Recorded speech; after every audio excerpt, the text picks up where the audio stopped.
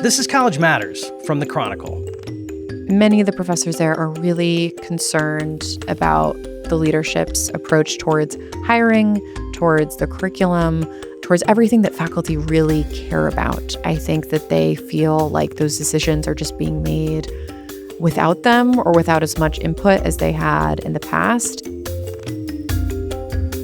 For a few weeks in early 2023, a small liberal arts college in Sarasota, Florida, felt like the epicenter of higher education's culture wars.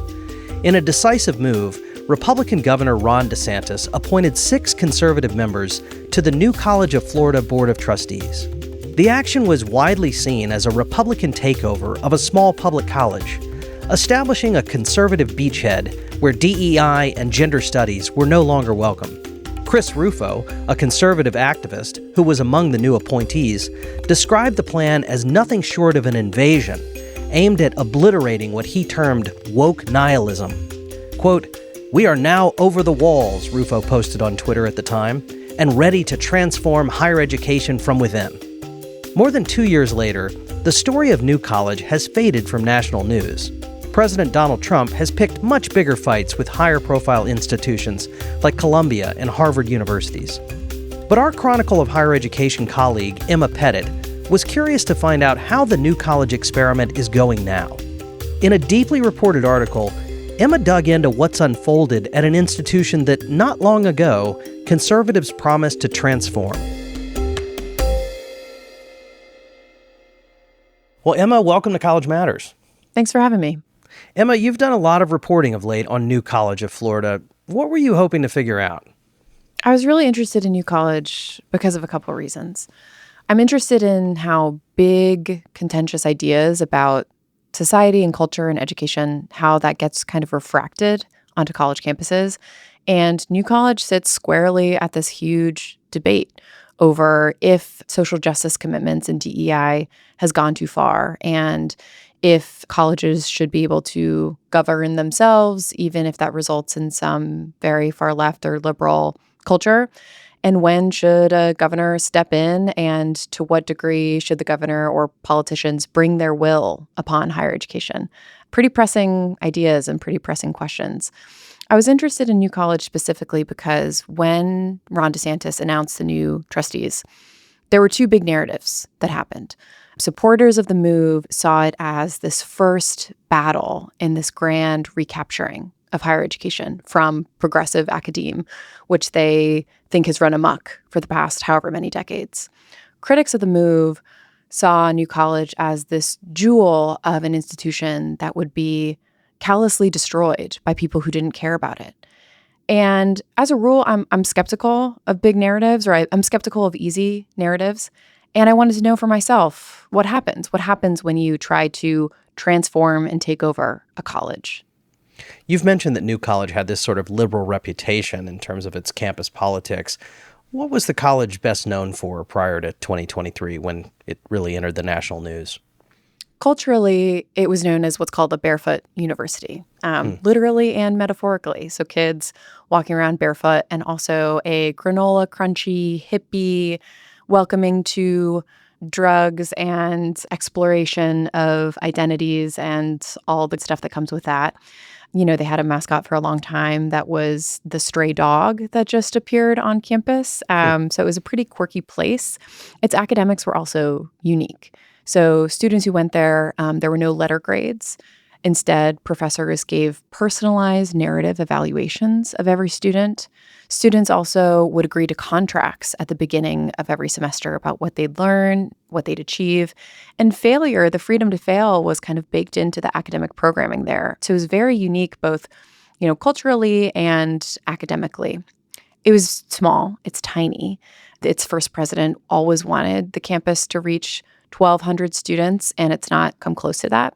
Before the board overhaul, I think it was at under 700 students. So we're talking about a tiny, lefty, granola crunchy campus. And they wouldn't really dispute that characterization necessarily? Is that your sense? Yeah, I think they would embrace it. I think that New College students and professors, I don't want to give the impression that everyone thinks the same way. That's not true at all. There is a iconoclastic and kind of defiant streak. But it's a place where if you were known as the quote unquote weird kid at your high school, you could go to New College and be in the mainstream there. It was where the counterculture was the culture. I think I'm starting to understand. So in reporting this story, you recently visited the campus in Sarasota, Florida. What stood out to you about it?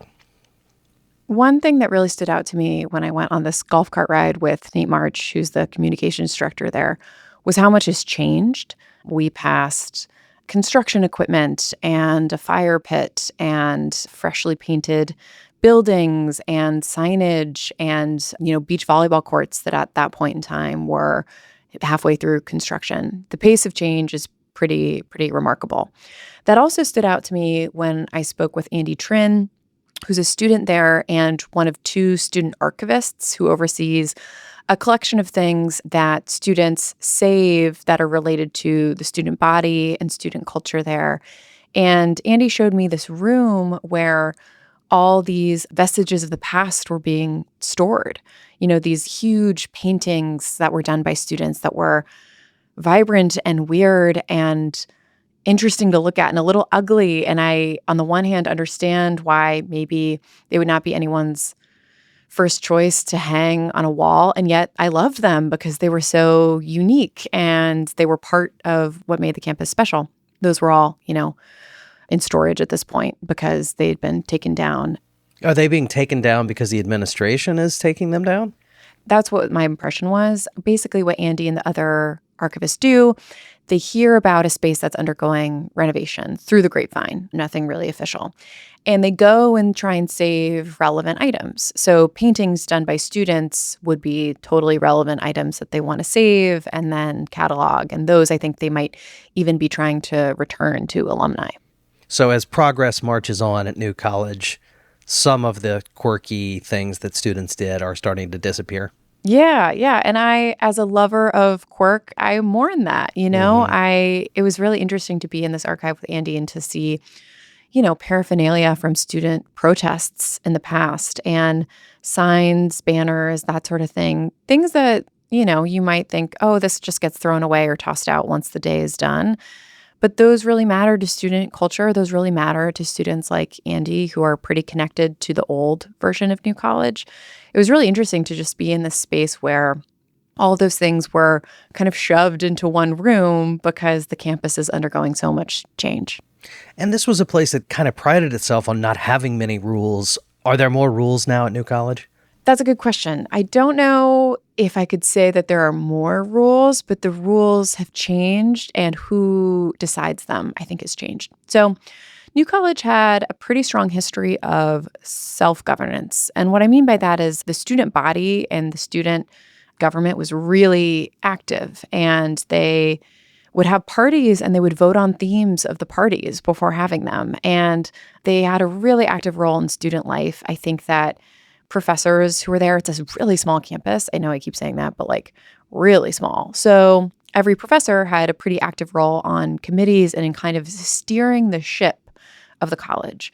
Now, with the new president, Richard Corkran, he comes from a background of, I think, top-down leadership. He is a very prominent Republican politician in Florida. He was the former Speaker of the House, and he comes from this environment where rules are made at the top or by the decision makers. That's why they're brought in. And I think that is a very different culture than what New College had in the past. And some of the rules I think you did report on was that you got to wear shoes in the cafeteria now. Yeah. You can't necessarily hang things in your dorm room window. So there is some evidence of this beyond the broad governance changes that you might be alluding to. Yes, for sure. It was interesting. In the dining hall, I think in a natural sciences building, I saw signs that shoes are required now. One can easily make the argument from a food safety and lab safety point of view that, we should put on some shoes when we go into these spaces.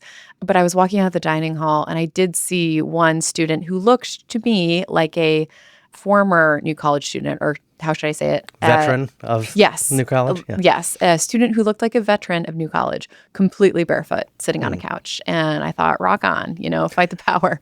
But no, I do, and I should say I understand some of these rule changes. And, I'm sure that the university would say that things had gotten really lax. And, I think they justify a lot of their decisions through student safety and common sense. I think they would argue that some things had kind of gotten ignored for a long time. I did some reporting on New College when this first happened, but I haven't revisited the campus in the way that you have, certainly. I know people seemed upset about coming changes, but now some of these changes have happened. And I'm wondering, are people upset about the changes that are occurring? Yeah. People are still upset about the changes that are occurring, but it's an interesting thing. The takeover happened, the board overhaul happened in January of 2023. There was a huge amount of protest and anger and sometimes I think overstatement, or there were comparisons made to Nazi Germany that I think are unhelpful and unwise. But there was a huge amount of anger and protest at the beginning. And what happens over time is just you cannot raise your fist for so long because you get tired, and people leave. The students and the faculty who I think were the most opposed left. They took new jobs or they enrolled somewhere else. And I was interested really in the people who remain and why they chose to do that. And I think there's a range of opinions about everything that's happened since. One of the narratives you said you kind of wanted to interrogate was this idea that this was a sort of liberal utopia where anybody could have any opinion and it was very open. I'm curious what your reporting showed you about that particular narrative. Right. So I was curious about that because it's a really small campus. It's a campus that attracted students who leaned left, certainly, who were pretty, I think even more than leaned, were pretty far to the left.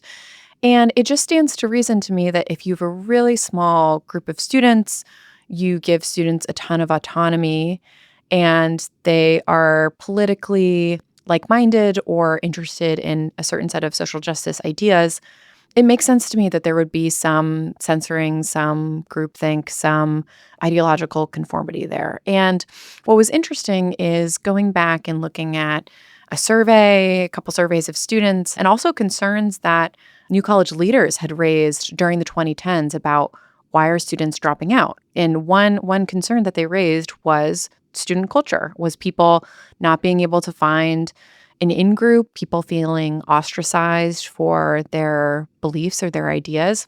There was a 2017 survey of students, faculty, and staff. And on that survey, a third of participating students said that they'd seriously considered leaving due to campus climate issues, including the feeling that the college was an echo chamber. And I'll just read one comment from a respondent on that survey that says, "Several people I know of left New College because of aggressive students who publicly called them out or humiliated them, mostly online, for saying something in disagreement with their personal beliefs." So this was a real problem. And I think it does no one any good by downplaying that as a real issue that college leaders at New College at the time, before 2023, were trying to solve. You mentioned New College veterans, but I'm curious, we're at this interesting point in the life of the college where you have folks who were there before this big change happened on the board and folks who have come after. I'm curious whether there's tensions among those students in particular. I didn't see tension among the students, but I definitely saw what I'd call an oil and water type dynamic. Walking around campus, it's pretty clear who came before the board overhaul or who at least enrolled because they were attracted to the old New College and who's a new student. And that's pretty clear because a lot of the new students are athletes. So the college instituted an athletics program as an enrollment driver and because they thought sports would be good for the college. And so walking around, if you see a student who is wearing darker clothes, maybe with a couple piercings, maybe with more of an alternative look, that is a novo, or, a student who was there before the board overhaul or who's invested in the kind of the old version of New College.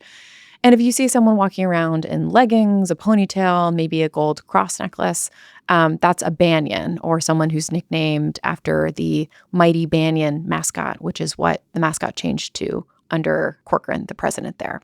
So I did not see tension. It's not like we had dueling factions of Right. students. And the students are all in classes together, and I'm sure friendships have been forged.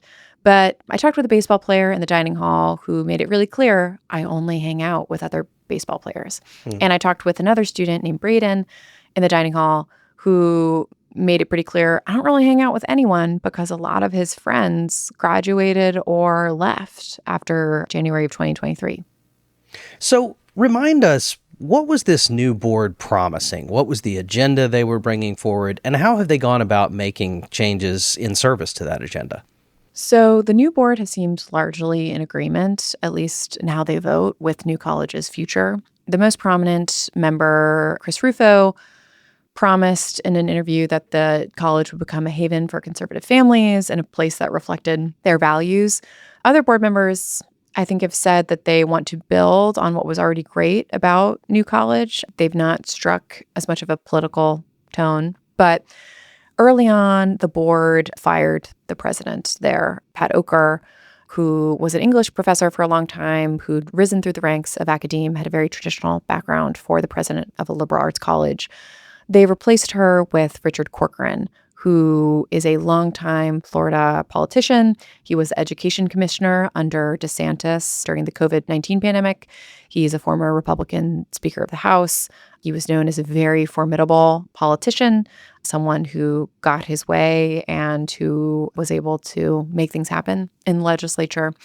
And yeah, he doesn't have the typical background that you would expect from a liberal arts college president. He thinks that's a good thing. He thinks that he's bringing a lot of other skills to the campus. The board has also endorsed and voted on a curriculum, a gen ed curriculum that focuses on the Western canon, these principles of logos and techne. They did away with the gender studies program. But other than the curriculum, those were some of the flashier moves that happened within the first 8 months or so. So they've done some things with curriculum. They've done some things with leadership. My sense is the day-to-day is really guided by Richard Corkran, the president. But I think the goal more broadly is to make the school more appealing to families that have students in charter schools, homeschools, religious academies, places where I think it's safe to say the former New College wasn't really maybe looking for students. And that's like more appealing to conservative or moderate families. But building that type of recruitment and establishing those pipelines, I think that that's something that takes a really long time. Like establishing and embedding a new curriculum, that's a long-term project. One interesting and surprising thing that's happened more in the short term has been the focus on athletics. And very shortly after Richard Corkran was made the interim president, the college announced that it would create an athletics department. I think they list something like 17 or 18 sports on their website now. And that has been a huge push and change, both culturally and just in priority. And you can see it on the physical campus. I mean, I walked past batting cages. I could hear the crack of the bats whenever I was on campus doing interviews. You can see the sand volleyball courts. There's a grass field. So yeah, that's been a huge, huge focus. And this might have been a place that a young person who wasn't particularly jockey would feel welcome. And now we've got this critical mass of athletes as part of this enrollment strategy. As you mentioned, doing away with gender studies, emphasizing Western civilization. You get rid of an English professor as president, put in a politician. There's a broad suite of changes here that seem quite interesting and intentional. I am curious, though, about the faculty. We know that some of them left when these changes happened. Is this a place that's now just stacked with conservative professors? So I wouldn't say that, or actually I should say, I don't know that. Okay. So unfortunately, I don't have a lot of data about the shifts in the faculty numbers and the departments in which they were hired and the focus of those departments.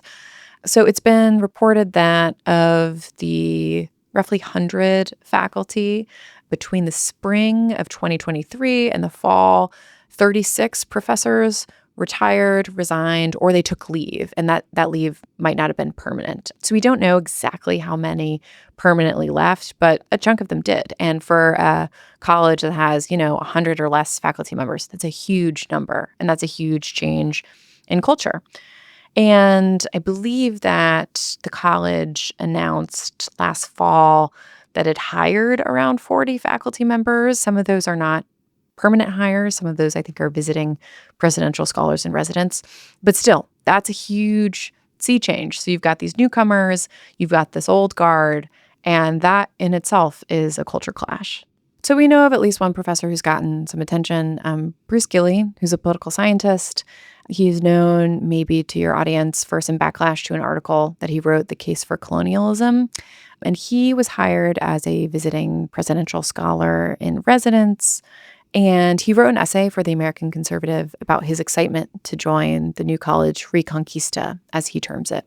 So he's really invested in the project, in the grander, I guess, political aims of the project, but also stands to reason that people who are joining the new college faculty maybe aren't as committed. It's a tough hiring market. Sarasota is beautiful.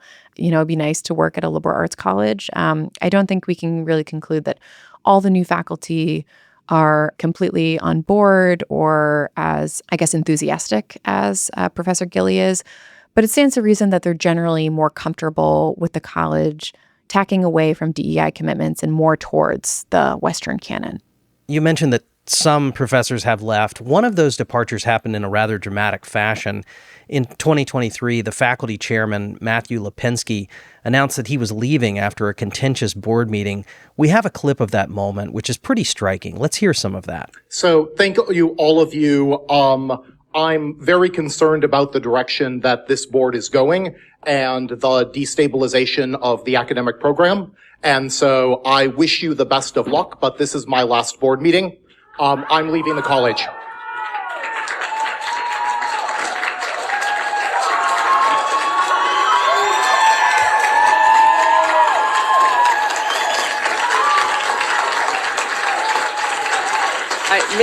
Meeting's adjourned. Thank you.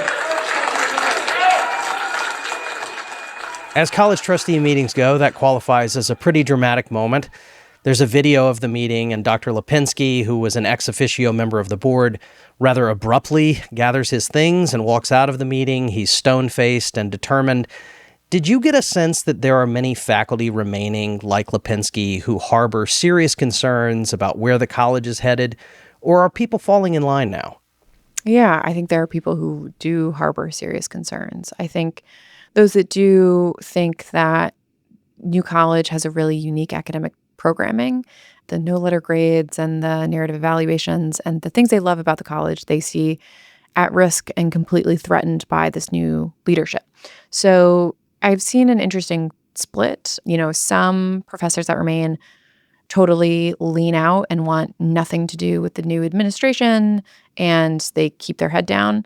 Some professors, I think, fight against the new direction in ways that they can and try and work, I guess, collaboratively, but try and, steer things towards what they think is best for New College, which is a lot of times away from what the leadership wants.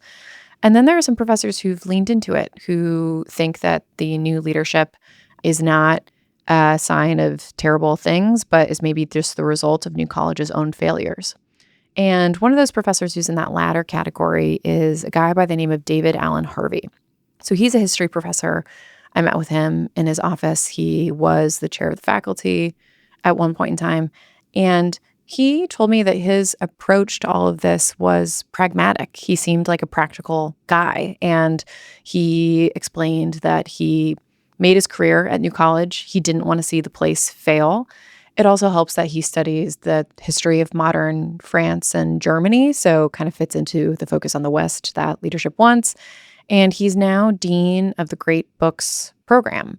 And he differs from his colleagues in several ways. He basically thinks that the board changes and the new administration is not something that to be resisted and is not just like a situation to tolerate. But he called it something of a lifeline. He explained to me that lawmakers who'd once considered shuttering New College, or rather it being, merged with a larger university, they're now awarding gobs of money to the college, to become better and to fulfill this mission of becoming one of the best liberal arts colleges in the country. And the reason for that, he said, is because the legislature and the governor support Richard Corkran's mission. They support the president's mission. We couldn't have one without the other. So that's his perspective. I spoke with a lot of faculty members who feel very differently. One of them is Magdalena Carrasco. She's an art history professor who arrived at New College in 1977. And she named Harvey as someone that she kind of considers essentially a turncoat or someone who's turned against his own colleagues. She expressed strong skepticism that the idea of collaborating with New College's new leaders would lead to anything good. She told me that what that does is you help normalize what is extraordinary behavior on their part. You make it possible and make it seem reasonable. And I spoke with a lot of... If you're enjoying the show, do us a favor and subscribe on the Apple, Spotify, or wherever you get your podcasts. Also, leave a review or invite a friend to listen. You can find our show notes and sign up for our newsletter at chronicle.com/College Matters. Thanks for listening.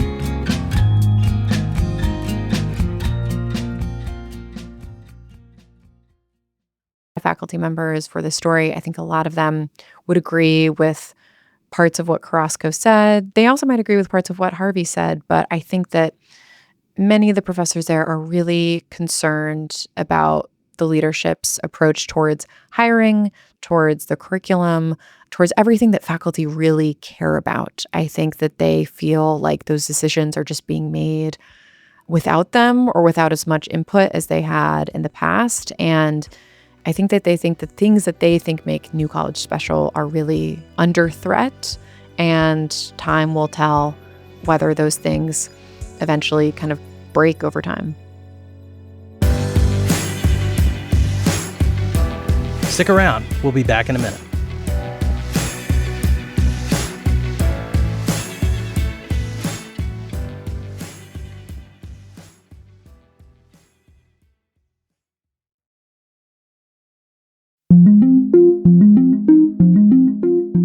So I am curious about the leadership. We've talked about Richard Corkran, his background as a player in Republican politics in the state of Florida. Did you have a chance to talk to him when you were down in Sarasota? Kind of. So, yeah, I really wanted to speak with him. I was really curious what he would say about the college's priorities, just how things were going so far, if they aligned with his vision. He also came out with a book very conveniently the month that I was visiting, Storming the Ivory Tower. It is dedicated to mainstream media and their hubris. So I, was interested in how he would approach me as like a journalist for a mainstream outlet. So we met at a cocktail reception for faculty. I was told that we would get some time there. When I approached him, he unfortunately redirected me to the communications director, and I asked if we could talk again. And then he said that, me and my news outlet had published like 10 inaccurate stories about New College, and I asked to talk about the inaccuracies, and I started to pull the phone out of my pocket, and he said that we were off the record, which is not how that works. And I said, we're on the record, and I was doing my job. And he said that if we're on the record, then he had no comment, and keep doing a great job was his, I guess, parting words there. So, yeah, it did not go as well as I'd hoped. Sounds a little prickly. He had been described to me before that interaction as someone who could be prickly, someone who could be defensive, but also someone who could be charming and someone who could be funny. So I kind of thought that I had coordinated this whole visit with the communications department. I'd made very clear that I wanted to interview the president. I had gotten access to other people on campus that were part of the administration. I thought that I would be met with the more charming side, but I was not. And then a little bit later, though, we spoke again briefly. This time I was in the auditorium before an event, and he was walking by me and stopped to talk, and he asked if I'd conducted any good interviews outside, and I said I had, and he said, just not with me. And I said, I'd still love to, but that unfortunately did not persuade him. But yeah, we had a nice exchange. He asked me my name. And he told me, I'm Richard, by the way. And then he walked off. So, I think I saw two different sides of him in the span of like an hour, which as a reporter, if you're not going to give me an interview, you might as well do that. Well, and as you say, he's sort of positioned himself as anti-media. The subtitle of his book is How a Florida College Became Ground Zero in the Struggle to Take Back Our Campuses. So he has fully embraced this idea of sort of storming higher education, taking it back from the woke left, He's not running away from that image, it doesn't sound like. No. And so much of the subplot of that book, or the plot of that book, is the media and is the critical posture that they adopted towards the new college transformation, which is true. Like, news outlets were very, very critical, skeptical, and I think looking for, evidence of things going wrong. I mean, we work in newsrooms. Like, things going wrong is a better headline than like things going medium or things going boring. So I get it. And he also, in his book, had a couple of examples where I thought, yeah, I think that's unfair framing, or I think that there were some questions that were not asked that should have been. So I wanted to talk with him about it because I like getting a little meta. Like, tell me what we collectively, the media, has gotten wrong about New College. But unfortunately, I didn't get the chance to do that. Yeah, and what was happening, I think what made it newsworthy in part was the degree to which the people involved in it were saying the quiet part out loud. There was no gray area about what the folks coming in here were trying to do, their narrative that the college was broken, and that part of the reason that it was broken was because of its politics. Do you agree with that?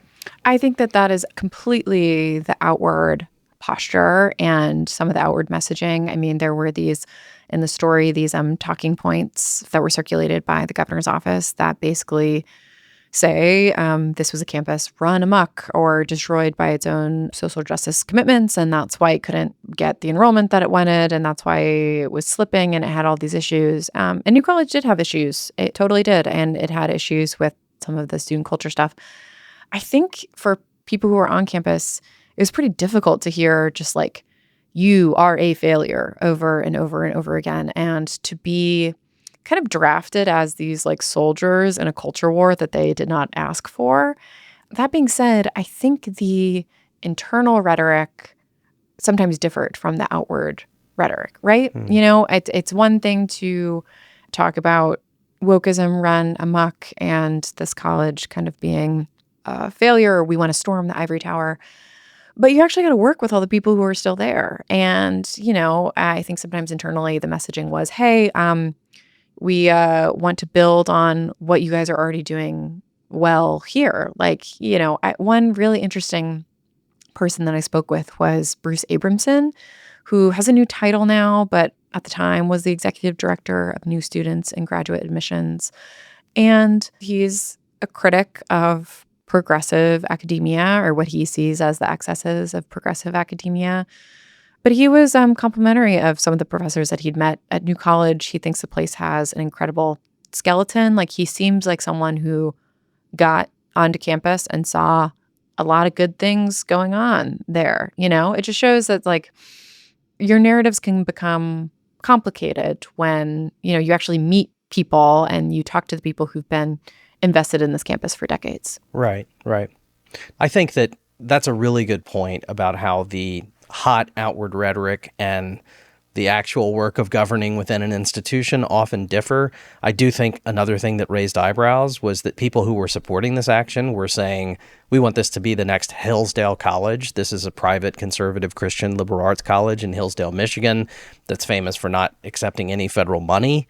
So the idea that you're going to take a public liberal arts college and turn it into something that looks a lot like a private Christian college, I think for some people was anathema. Right. So Corkran takes issue with how the news media ran with that Hillsdale comparison, but it didn't come out of thin air, and it wasn't just reporters who were saying it. James Uthmeyer, who was then Ron DeSantis' chief of staff and is now Florida's attorney general, made that comparison. He told the Daily Caller that the administration wanted New College to be something like the Hillsdale of the South. And other officials ran with it too, including Florida's education commissioner and the governor's communications director. All that said, Corkran blames the media for inferring that these Hillsdale comparisons meant that the governor had designs to make New College into a conservative Christian institution.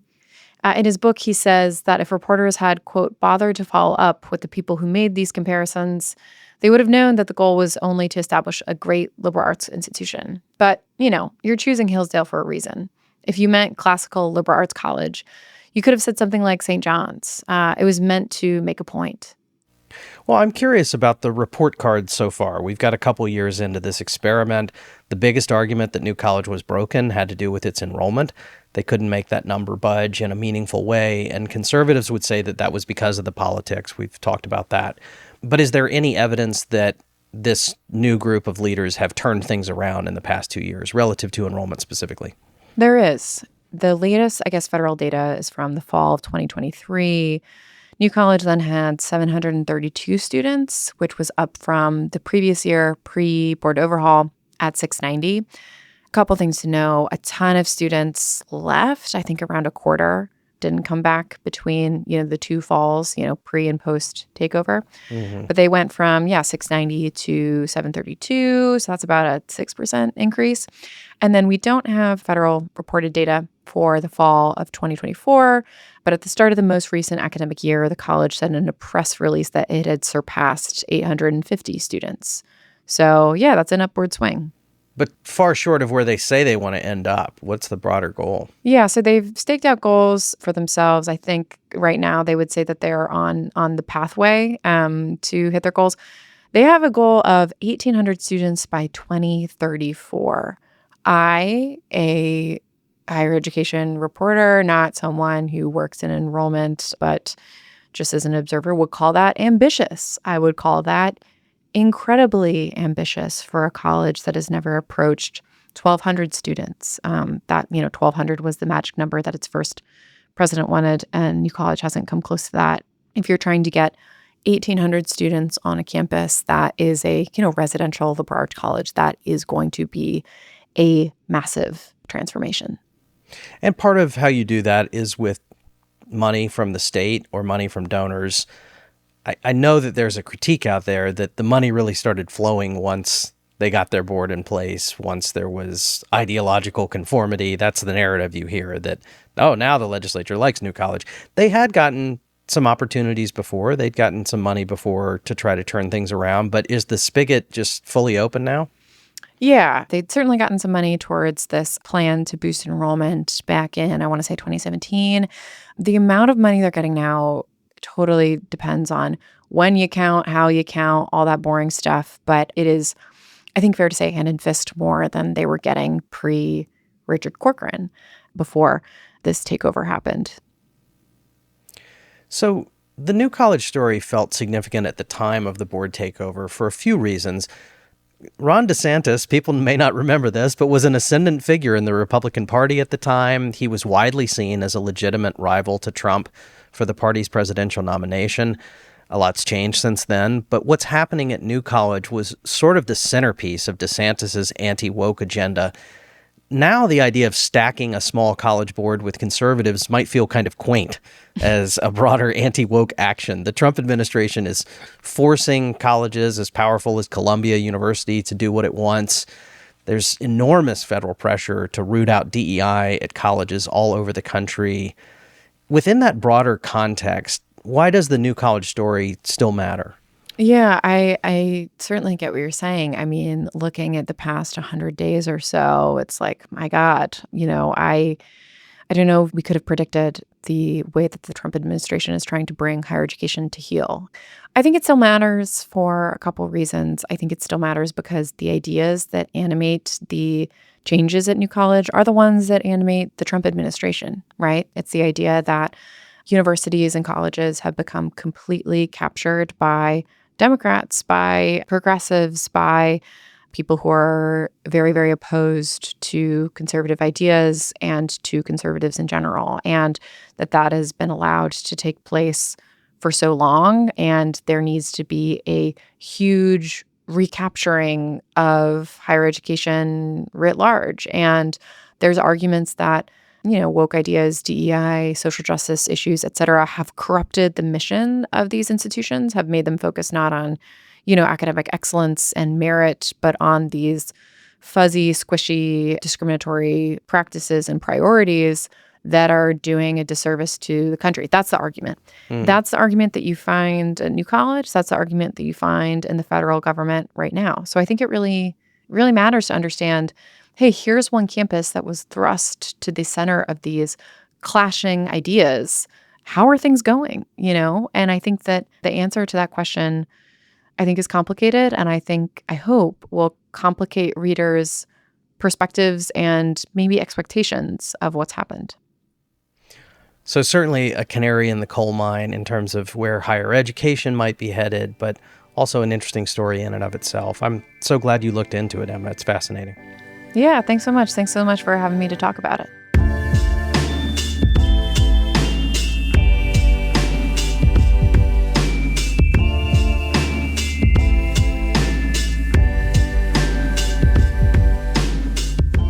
College Matters from the Chronicle is a production of the Chronicle of Higher Education, the nation's leading independent newsroom covering colleges. If you like the show, please leave us a review or invite a friend to listen. And remember to subscribe on Apple Podcasts, Spotify, or wherever you get your podcast so that you never miss an episode. You can find an archive of every episode, all of our show notes, and much more at chronicle.com/College Matters. If you like, drop us a note at collegematters@chronicle.com. We are produced by Rococo Punch. Our Chronicle producer is Fernanda Zamudio Suarez. Our podcast artwork is by Cottrell Thomas. Special thanks to our colleagues Brock Reed, Sarah Brown, Carmen Mendoza, Ron Coddington, Joshua Hatch, and all of the people at the Chronicle who make this show possible. I'm Jack Stripling. Thanks for listening.